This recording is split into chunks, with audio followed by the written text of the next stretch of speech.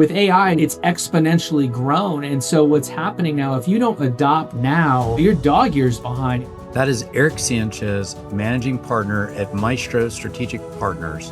He believes the real risk is not experimenting with AI, but falling behind so fast that catching up becomes a permanent uphill battle. It's no longer a nice to have technology. It's table stakes in today's legal landscape. He explains why AI is no longer optional for law firms. It's about building the right foundation, making clear decisions, and ensuring your firm can compete in a rapidly changing legal market. Firms have not codified their own existing workflows, and that's very difficult to bring in a technology to improve that workflow if you don't actually know what it is that you're improving. Today, he shares where AI implementation truly begins and how getting your processes and people aligned first determines whether technology becomes a growth engine or a costly mistake. I'm Jason Lazarus, and this is Trial Lawyer Review.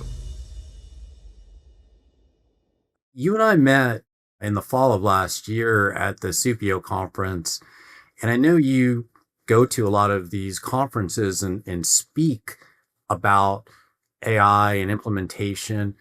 And I'm curious, why is that so important in your view right now for law firms to be thinking through what all of this may mean? Yeah, it's really a remarkable transition that we're seeing just societally, forget law firm, just societally. One of the big things that I think makes AI really different than perhaps some of the other technological shifts, like consider, a number, we're both old enough, unfortunately, that we remember when there was the big shift of on-premises server-based, CMS or whatnot to go in the cloud. And that was a big pain point. COVID changed that. Once COVID happened, everybody wanted to be into the cloud. And so I remember how difficult it was communicating to the consumer base, because at the time I was involved with a software company trying to sell product. That's very different than what we're seeing now with AI. So with a lot of the big companies, whether it's Anthropic, Gemini, Chat, it's at the consumer level, people are using AI. You probably use AI today. I know I did, and it has nothing to do with work necessarily. It could be a recipe. It could be, we had some weather up here in North Carolina. I had to repair my gas fireplace, and I went to AI, and sure enough, it showed me exactly how to troubleshoot and resolve it.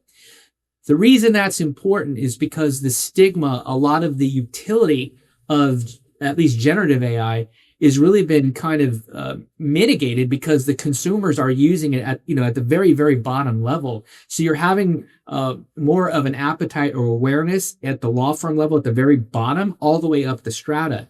That's very unique than other technologies that we've seen. The other thing is, it's very different. You might recall Moore's law, which Gordon Moore, founder of Intel, said every 2 years the number of transistors doubles. With AI, it's every 6-7 months, it's exponentially grown. And so what's happening now, if you don't adopt now, you're dog years, you're dog years behind. And a lot of competitors, I was listening to the managing partner, I think it's Steven, was on a panel with me recently. And he was talking about what Sweet James was doing with AI, and they've been doing it for 2 years. I mean, they are light years ahead of a lot of firms. And so it's no longer it's not a nice to have technology.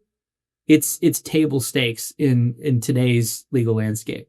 So given that, if a personal injury firm wants to start using AI tomorrow because they're dog years behind and not already using it, where does leadership begin to implement, and how do you make sure it's used the right way instead of exposing the firm to risk and liability? From my perspective, there are 3 legs to the table of success in a law firm: people, process, and technology. And so what we're talking about is adopting that technology piece. But in order to properly adopt that technology piece, you have to first address your people and your process. Perhaps you can do it concurrently, but those things have to be addressed. The number one thing that we're seeing is that firms have not codified their own existing workflows. And that's very difficult to bring in a technology to improve that workflow if you don't actually know what it is that you're improving. consider the law firm that maybe has 6 paralegals and the pain point of ordering medical records. Very frequently, there's 6 different ways of ordering medical records, not one unified way. And so when you're trying to adopt a technology to solve that problem, you end up having 6 problems to solve, when in fact, the best practice is figure out what's working for all 6 of those people, codify it, and then essentially legislate that that's the way that we do things in the law firm. And then the other piece is your people. We talked offline about how important those personas really are within a law firm. And so this is an oversimplification, but really there's kind of 4 big personas. You've got that visionary persona. Typically that's the firm principal. I want to grow. I want to be the biggest law firm. I want to make a ton of money. Then you'll have a champion person. You'll have somebody who wants to adopt the technology. They're really pro. But then you've got the blocker. I think this is as common as anything in a law firm. Typically, we see this in the form of the 20-year paralegal. We've always done it that way. Why do we need to change? We're perfectly good this way, that way. And then you've got the middle of the road people. They just want to get their job done and they want to do it as painless as possible. Those are the 3 dominant personas. And they're very, very important to identify. With the visionary, we got to reel them in. Sometimes they're too far ahead and they have to be grounded with reality. The champion can almost see too much of the success and really not pay attention to some of the legitimate pain points. The blocker is obvious, right? I don't want to adopt anything new. And in this day and age, because the table stakes are so high, it used to be you could take that blocker and isolate them in different parts of the firm and you'd be fine, hence the 20-year paralegal. But if they're stopping you from taking that next necessary step to compete, I mean, we're seeing AI, I just gave a presentation on AI workflows, and the bulk of that workflow presentation was on marketing, right? You're seeing it voice, you're seeing it digital, all across the board. And if you don't think it's going to impact your business competitively, I mean, you're living in a fantasy land. And so getting those processes nailed down, identifying those personas, really, really critical points to AI adoption. I wanted to hone in on something that you just talked about, which is the pain point analysis and identifying workflows. It seems to me that the lowest hanging fruit for a personal injury firm would be to focus on administrative level tasks that they can remove from paralegals and other legal professionals within the practice to allow them to focus on more high level legal work that either increases value of their cases that they're handling or move cases through the pipeline more quickly. And so I'm curious, and we've looked at this because part of what we do is take that administrative burden off of the plate of law firms. Is what workflows do you focus on that give you immediate leverage and really accelerate the firm's ability to scale and grow without adding more headcount? One of the things that I recommend is that you create work groups within your firm to identify those pain points. And I would do it at the ground up. Too often we do it top down. The product selection is made at the top without input from the staff. And then you don't get adoption, you don't get traction, you don't get the bang for the buck that you should. There's a fiction out societally that people hate change. I don't actually think that's true. I think people hate change that's not beneficial to them. If people understand that the change is beneficial to them, they embrace it. So if I talk to a paralegal and, here's a great use case. Say, okay, I'm going to pull 100 paralegals. On a scale of 1 to 10, 10 being amazing and 1 being terrible, how would you rate opening claims with an insurance company? I've yet to meet the paralegal that puts that above a 3. And so that would be a great place to start on the pain point and say, well, how can we open up claims more expeditious? I mean, that's just one of the or examples. Verifying liens. Verifying all of them. Exactly. Verifying liens in your world. The whole 9. And so if you start to bubble up this list, now listen, technology is no panacea. It may be in the sales cycle, they'll promise you they can do all of it. And maybe there's a certain product with a certain firm that's true. But for the most part, especially lawyers, we we focus on the outliers instead of the bulk of it. If you have a solution that's solving 80% of your pain, that's a win. That is a win all day long. And if your staff has identified these pain points, it's been affirmed by managers and leaders in the shop, that is a recipe for success. And one of the things we've really thought through in terms of deploying some new solutions for law firms that we work with is not just pure AI, but AI with human in the loop that, can do more than what purely AI can do on its own, because there are limits, at least right now. We'll have to see, with the way things are going with agents and the development in that regard. But right now, there's still some value of a human expert in the loop. So it's going to be interesting to me to see, how things progress in that regard, and, whether it's law firms integrating technology with their human people still in the loop to some extent too, right? I mean, that's part of it. So it is interesting, in my book, to see what the direction of that might be. I wanted to ask you foundationally, though, for a law firm, just simply exploring and then spending on AI tools seems to me that is dangerous without the foundational work of what is your AI strategy and what is it focused on. So I wanted to get your insights as it relates to that, because just checking the box, we bought an AI tool. What does that mean for the law firm? That's a great question, and it's a different answer for every law firm. And let me tell you, foundationally to your point, one of the very first things that I think every law firm of any kind, plaintiffs or otherwise, you should have an AI policy within your shop about what's inbounds and what is not. If your listeners are running a law firm and there's 20 people in that law firm, I suspect you will have people using public AI tools for their day-to-day workflow.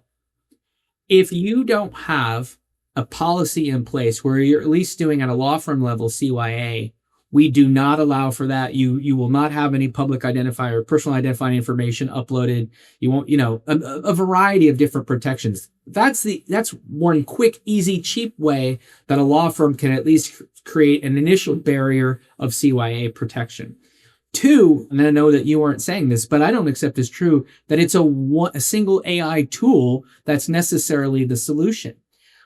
Consider a medical malpractice law firm. You have a firm that they're actively litigating, and they might need an AI tool to develop medical chronologies. And there are some tools, and by the way, you can ask 10 law firms their opinion on the AI chronologies out there, and you might get 10 different solutions as far as they're concerned.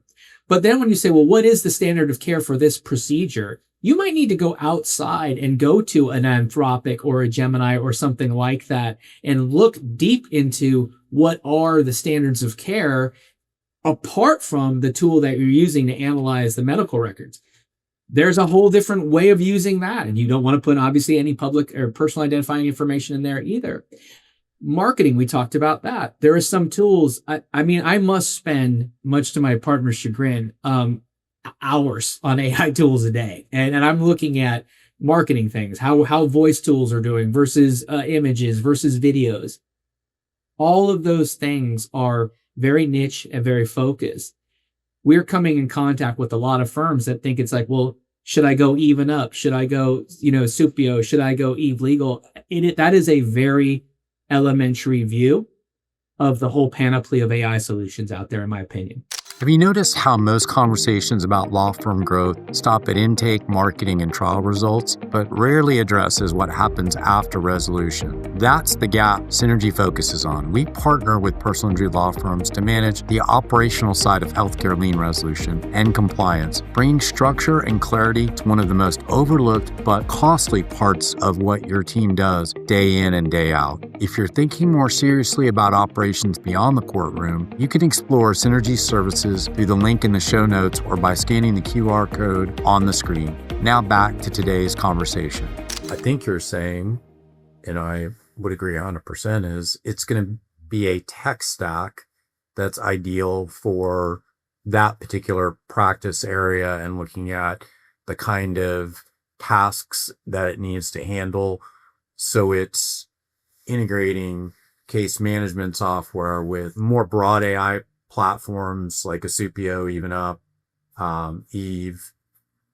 And then you may have some more specialized AI solutions that are in certain niches like medical record retrieval and medical claim information or R space that the law firms may put together that ultimately accelerates their practices by letting them scale and grow because the tools are optimized for that particular practice. Is that what you're thinking? Absolutely. I actually think the market on the high level, I think is going to bifurcate. I think you're going to have some firms that are going to go for the all-in-one solution intake case management AI.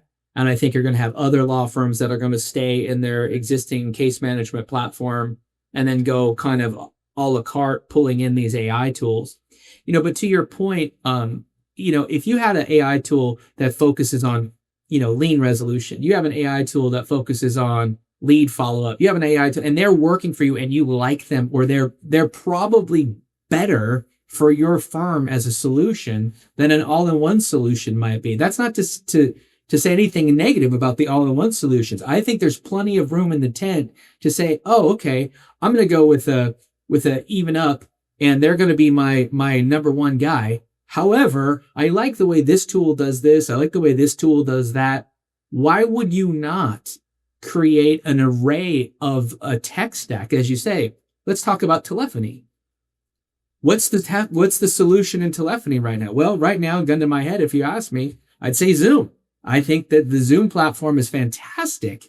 Having used Zoom and having used RingCentral, and again, just for your listeners, I don't get a toaster for saying this. It's just what I've seen, and so they're able to leverage AI in a totally different context that has direct application to the law firm. So just right there, now I'm talking about Zoom and my telephony. I might be talking about Even Up or some other platform as my primary, and then go with a marketing AI, whatnot. Pretty soon, you're at 5 to 10 different tools to run your firm.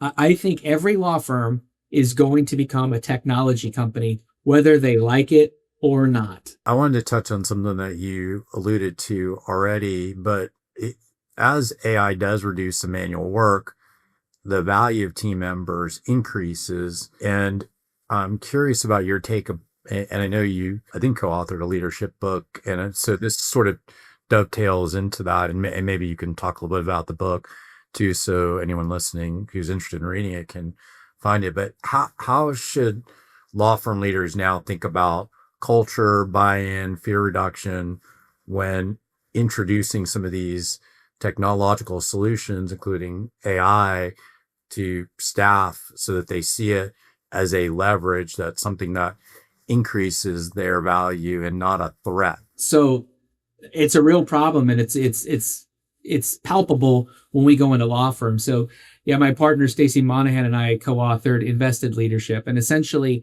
we believe that people are going to matter more than ever. It may be true that the lower echelon of law firms are engineered out of jobs. If you do something like Foundation AI or something like that, you may not need the mail team that you once had or something like that. But the reality is the people that you retain in your shop are going to become more important. I envision a paralegal being like someone that's playing a piano, which each key is an agent, and they're managing their workflows by launching the different agents. That is going to require a level of technological sophistication, operational understanding, and the ability to emote with clients that's going to make those people worth their weight in gold. Those people will have options in the workplace. So we posit this idea in Invested Leadership that at the end of the day, people want to be cared for. They want to be part of a mission. They want to be part of something bigger than themselves. And what happens is you'll have a lot of firm leaders that are plastic and they're inauthentic. They try to be authentic, but they're really not. They just read some book and they say, oh, well, we should do this to enhance our culture. Instead, we say, look at it like a C-suite. You have a tech company, they'll have the CEO, and the CEO will have a COO, there'll be a CMO, there'll be a CHRO, right? All of these people that are subject matter experts in their respective lanes, we take that principle and we apply it to leadership. We say, listen, if you want your people need to have gatherings or social gatherings, and you're yourself an introvert, you hate those things, don't pretend to be that. Put somebody on your leadership team that can meet that need and address them. You will then become that destination location for that super technologist, emotionally intelligent person that you're going to need in the next wave. We talked about earlier on in the podcast. I mentioned Sweet James. I have nothing but positive to say about how they're running their firm with regard to AI and how they're doing it specifically. They're not doing AI client facing. They recognize that human touch. And by the way, the public polling on the perception of AI is not hot. So these law firms that have this idea that they're going to replace all of their people with AIs, I understand as a business owner from the P&L why that's appealing. It's just not practical. It's not going to happen. Well, and two, having been through the unfortunate experience of a personal injury case myself, it is intensely personal, and there is no place in my book, in that part of it, for AI to replace the human touch of talking to, whoever in the law firm is quarterbacking the case, whether it's a paralegal that's going through discovery with you as the plaintiff, or the lawyer who's representing you. I mean, certainly there's probably opportunities for AI to provide information that you could push through text, through email, that's more updated in nature, that perhaps improves the client experience. But that's different from the idea that somehow AI is interacting with you, because that is what's going to feel impersonal and certainly not sympathetic to what you've been through, because it's devoid of that. It just can't replace that. That's human being. I agree with you. I think that, in this, my opinion, and I realize that this is not a really popular take with some of our AI company friends out there, but I really think they missed the boat focusing on AI intake versus using natural language processing and agentic AI and other use cases within plaintiffs' firms. It is so difficult for an AI to understand emotional intelligence. It's so difficult for it to pivot. I have a friend who's got an AI company, and they're doing voice agents, not just for law firms, but like for a bunch of professional services. And he wanted me to kick the tires on it. So I pretended to be an intake. And I was, rear-ended, went through the whole thing. And they said, "Were you injured?" And I said, "Yeah, I lost my arm."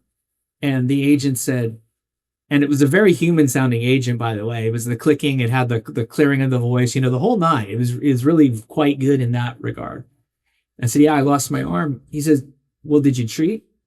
I said, "Yeah, I lost my arm." I mean, you see what I'm saying? Like that right there is that, and that's not even emotive. That's just reflexive, like just kind of the course of natural, language processing.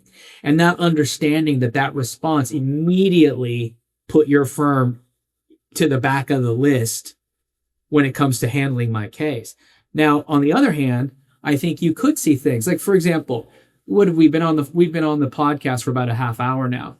The video and the voice of this podcast is enough material for me to create an avatar of you or I, sending out to the client, checking up on, "Hey, I just wanted to check up on you, making sure you're okay. Obviously, this isn't really me, but hey, you want to talk to me? Click here, hop, boom."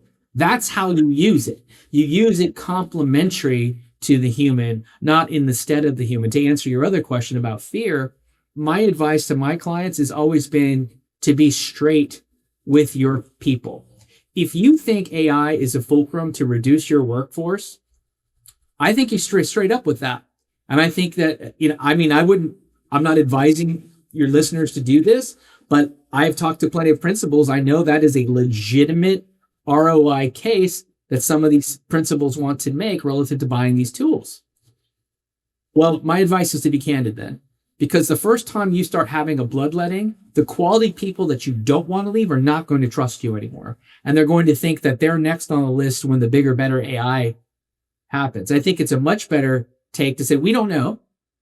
Because if you're able to be reskilled and use these AIs, you're more valuable to us being able to use and leverage the AI than not.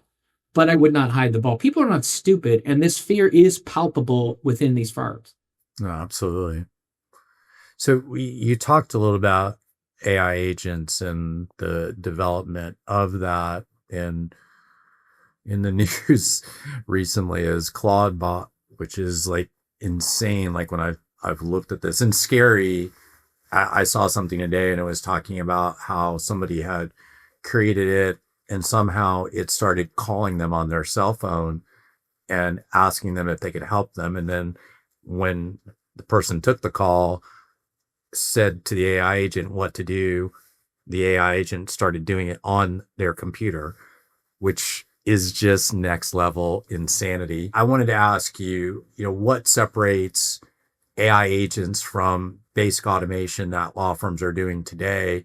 And where do you think that agents will deliver real value inside of a personal injury firm in the near future? That is a great question. And I hope if your listeners listen to anything else, I hope they listen to this segment right here, because a lot, and this has been going on since, 2015 and prior or subsequent, where automation has been masqueraded as AI, and these companies are selling it as AI, and it's not AI. It's an algorithm. It's an if-then statement that executes based on the if-then.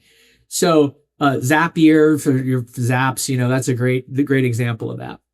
Now, if you have an AI should be recognizing the event and then making the determination on its own and then executing.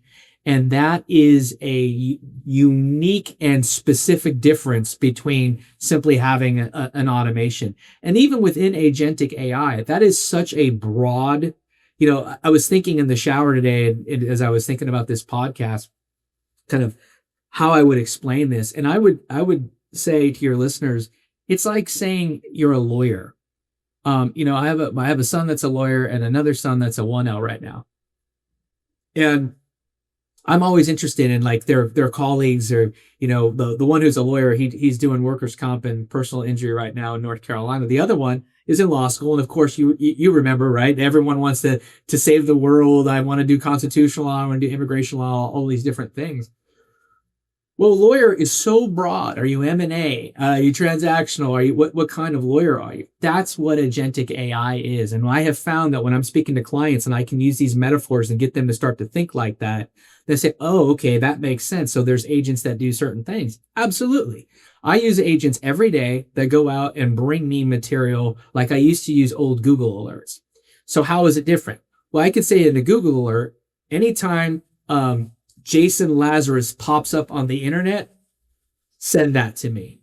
Well, an agent, I could say, go to Stanford School of Business, go to Harvard Business Review, go to Wharton, read these things and look for articles related to lien resolution and plaintiffs' firms that be very nuanced in it. It's consuming the information, distilling it, and then sending me the information. Obviously, I'm not doing it for you with lien resolution, but for me, I'm looking at, frankly, AI. I'm using it, looking at trends in PI firms. I'm looking for the young Turks that are coming in, trying to get up to that even up Supio level, trying to stay ahead of the curve. It's been invaluable for me. Now, that's a dumb agent. Like if I'm trying to use it in a law firm context, as I said earlier, I see it as like the piano player being able to execute for the right firm. I might say, I want an agent to go out to my clients. I'm a paralegal. I want my agent to go out to my clients and make phone calls to my clients because I want to have treatment reviews. I wouldn't use it as an agent that's actually getting the treatment information necessarily, though I know some firms will do that. It might be almost like hold for the president and bringing them to get the human on the line, and then they're talking with them. That still saves the paralegal all of the time of making those calls, getting through it. You could even go one up and just have it book time on the calendar. And so then the agent, we're already seeing this in dinner reservations. I mean, you can do this right now. And so I think those are just a couple of quick ways that the agentic AI is coming to the fore. And I'm aware of some larger AI companies that already have agents in alpha and beta ready to hit the plaintiff space this year. Yeah, I think that frontier is going to be probably the most interesting one to watch and see how it really changes the practice, because it is going to, for sure. One of the other things that I think is going to be a challenge is for firms really to vet what they're going to implement, because I think what happens is there may be a bit of copycat. Oh, look at that firm's tech stack, what they've built. We can, just hop on that same bandwagon and try and use those in our practice. But it seems to me that is a recipe for it backfiring. And so the question I have is, how should leadership evaluate AI tools based on their culture, workflows, and risk tolerance to deploy the right solutions for that particular practice? We are very much an industry of lemmings. It is absolutely the case, just as you say. So this firm's using X platform. I got to use that platform. Well, that firm might have already had all of its workflows written down and understood. And they might, for example, one of the questions I'll ask people is, well, what percentage of your matters do you litigate? Well, that's a pretty important question relative to the tool that you're going to select. If you are litigating 5%, 2%, well, what do we mean by litigating? I mean, you filed a complaint? Did you impanel a jury? Did you try a case? When you start to pull on that thread, that number gets smaller and smaller and smaller and smaller. So when I start to see these AI tools out there that we respond to discovery better than anybody else, well, if I'm a litigation firm, that is a really important tool that I need to be paying attention to. If I am essentially a predominantly pre-lit focused firm, maybe I weigh that less. And just because Morgan and Morgan uses X, or Sweet James uses Y, or insert your law firm, that doesn't necessarily mean that it applies to you. Also, if your firm's culture is one that's much more collaborative and you're making this decision without talking with your people, recipe for failure. 100% of the time, recipe for failure. So a lot of these firms don't take the time to know who they are. And it's really fascinating to me because I'm old enough to remember when TV advertisers were terrible. And, non-TV advertisers were better than them just by virtue of the fact that they didn't advertise on TV. And then it was billboard lawyers, and then all this other stuff.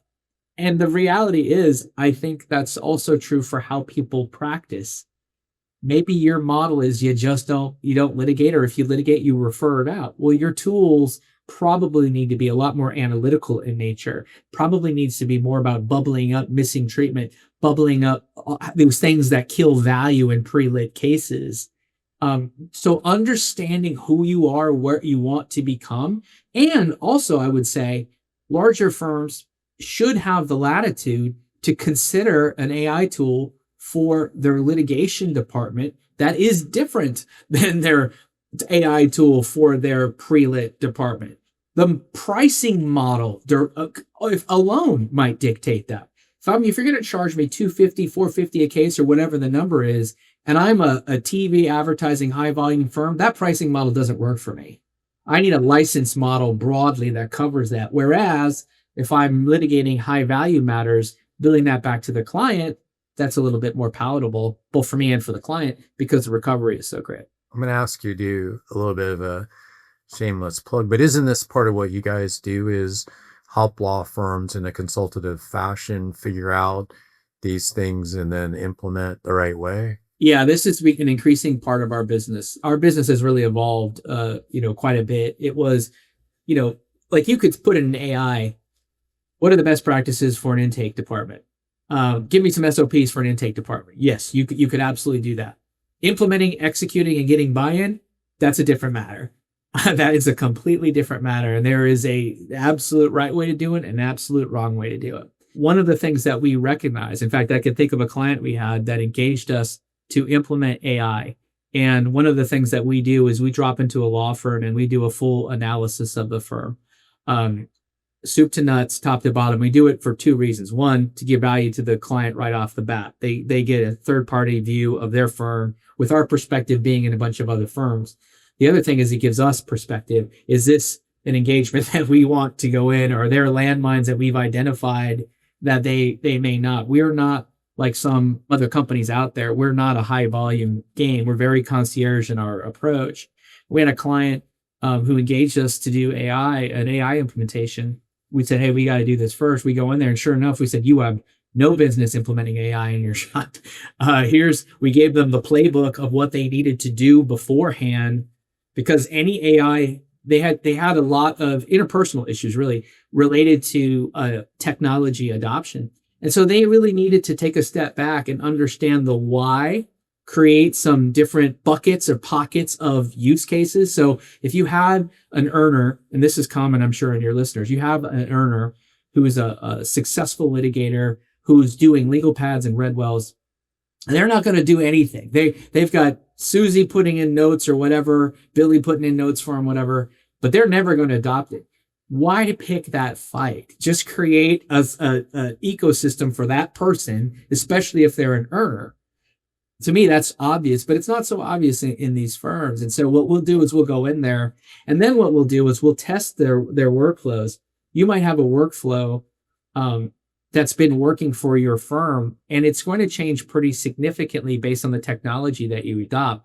We see probably 100% of the time workflows within law firms exist because of the technology that they're using. So many years ago, right, most PI firms, or many PI firms, were using needles, and a lot of their processes were based on how needles was architected and what you had to do through needles. And so when they adopted these new technologies, they were trying to get the new technologies to do things the way needles did it. Trial works, that kind of thing. You see those things happening. And it was like almost like, no, I need a place to saddle my horse. You need to let me do that. No, you have a car now, and you have a garage. You don't need a place to saddle your horse. Yeah, I still need that place. Those are the things that we really try to identify with these shops.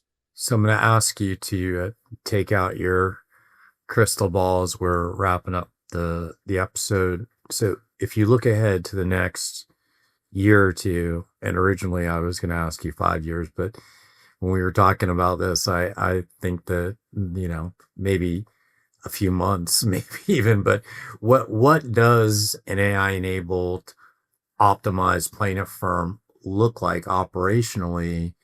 And then what are the biggest mistakes that law firms will make right now that will leave them behind as this landscape of technology implementation, particularly in PI, matures? So on the macro level, I think you're going to see a lot of consolidation. We've been seeing consolidation over the last 5 years or so, and it's getting more and more aggressive.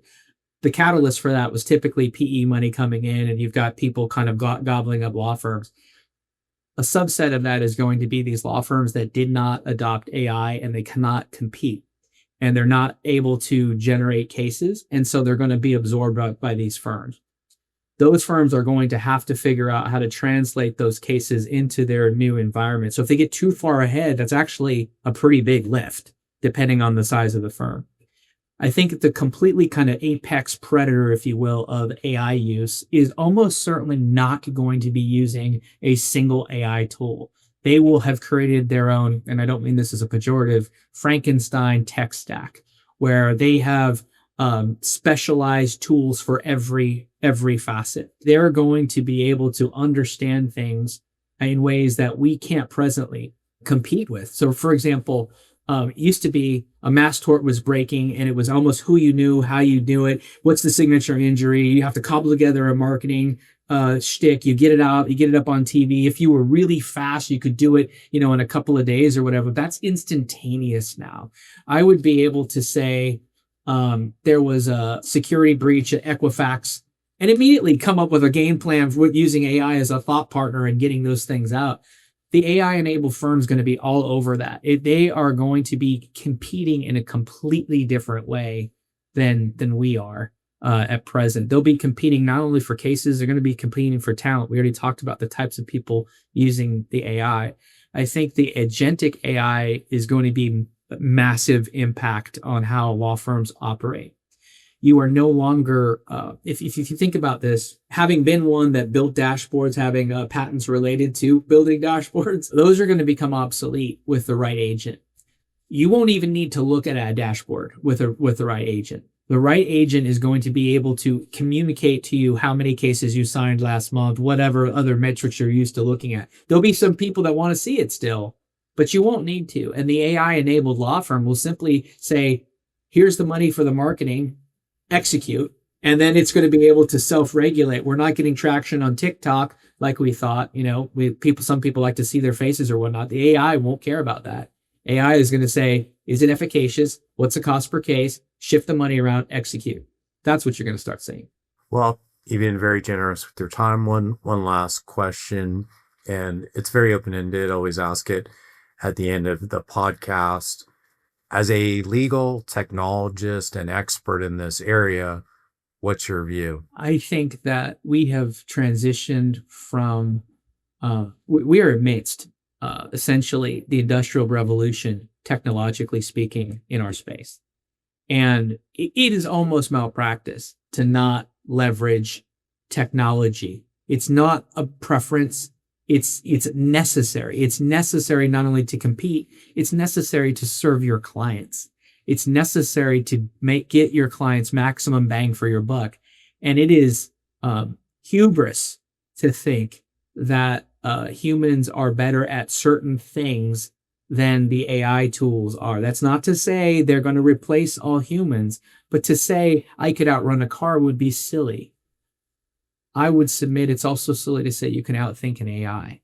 And so you just need to figure out how to leverage it. And I think that the successful firms of tomorrow, regardless of size, are going to be people that regularly use AI as a thought partner. They're regularly looking at how to improve their process. They're looking at how to equip their people to execute their vision. And that is going to be the firm that's going to succeed tomorrow.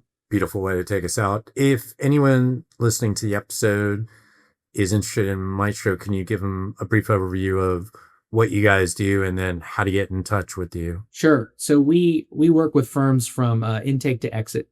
So everything from getting them tight on their marketing intake process all the way to getting them tight when they're getting ready to make an exit. You can reach me at eric@evolvelaw.ai. Our URL is now evolvelaw.ai is a great example of that. We changed that to anticipate the coming need of firms that have to transition their old workflows to AI-enabled workflows. And so that's the name of the game for us, is making law firms better, leveraging technology, people, and process. And we'll include all that in the show notes for today's episode. Eric, thank you for joining me today, and we'll see everybody on the next episode. Thank you. If today's episode gave you a new perspective on how your firm operates or sparked a useful idea, consider sharing it with a colleague and be sure to follow the show so you don't miss future conversations with leaders across the personal injury space. Trial Law Review is brought to you by Synergy, a strategic operations partner helping personal injury law firms resolve healthcare liens more efficiently. If you're looking to accelerate case flow and allow your team to focus on high-level legal work that moves cases faster, consider partnering with Synergy. I'm Jason Lazarus, and I'll see you in the next episode.